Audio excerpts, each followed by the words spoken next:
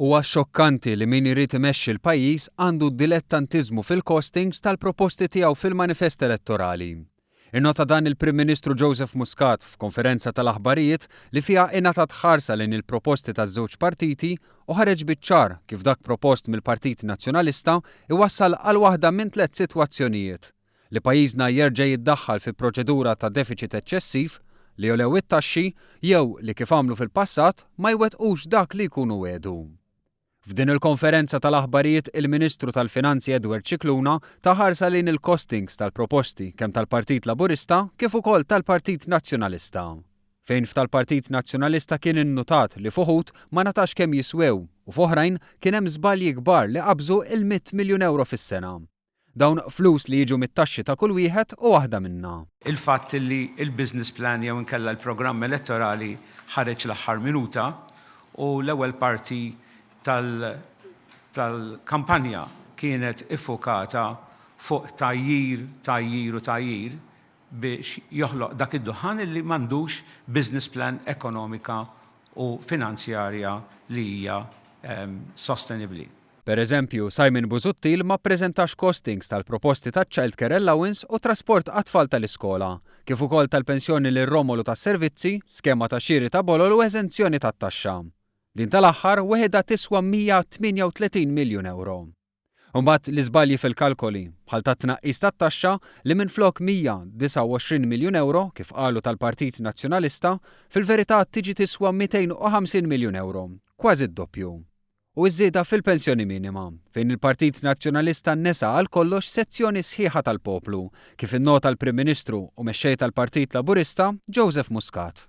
Jekk inti għandek tant nies fuq il-pensjoni minima u nies oħra li mhumiex, pensjoni minima ollejta, okay, imissa ġib nies oħra taħt il-pensjoni minima, you need to include them also. Dak il-kalkolu mhuwiex inkluż, għalija huwa xokkanti li jkollok min irid imexxi il-finanzi tal-pajjiż u ma jagħmilx kalkolu sempliċi bħal dan. U dan huwa żball ta' 100 miljun waħdu. Żball ta' 100 miljun waħdu tfalli sistema finanzjarja. B'hekk il-proposti tal-Partit Nazzjonalista ifissru spiża ta' 1.3 biljun euro, jew kważi 14% tal-ġid nazzjonali. Xi ħaġa li l-pajjiż ma jiflaħx għaliha u juri n-nuqqas ta' kompetenza ekonomika u finanzjarja tal-oppożizzjoni. Għaliex taħt Gvern Laburista, id-dejn tal-pajjiż mistenni jinżel għal 5.2 biljun euro sal-2022, filwaqt li skont id-bassir fuq il-proposti tal-Partit Nazzjonalista dan jisplodi l-fuq għal 8.6 biljun euro, jiġifieri 3 biljun euro iżjed milli hu llum il-ġurnata. Proposti li jdaħlu lil pajjiżna fi proċedura ta' deficit eċċessiv, kif minflok surplus jintlaħaq deficit ta' 3.8%.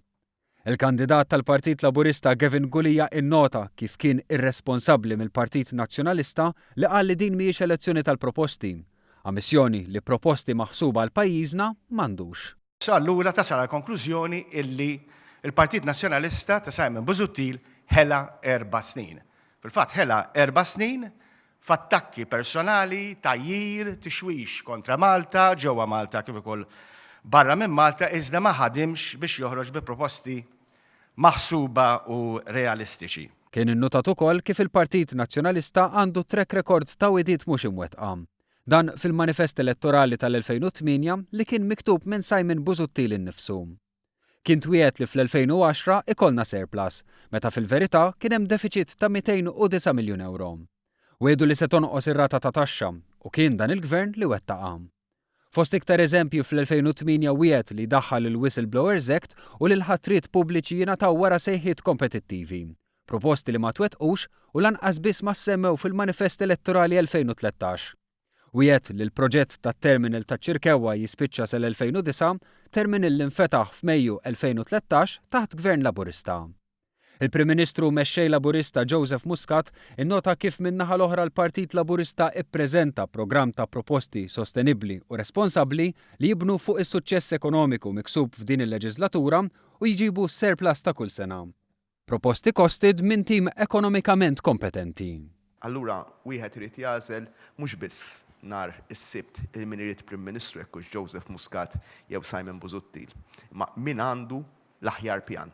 Jinnejt is-sitwazzjoni laqqas min għandu l-aħjar pjan, min għandu pjan.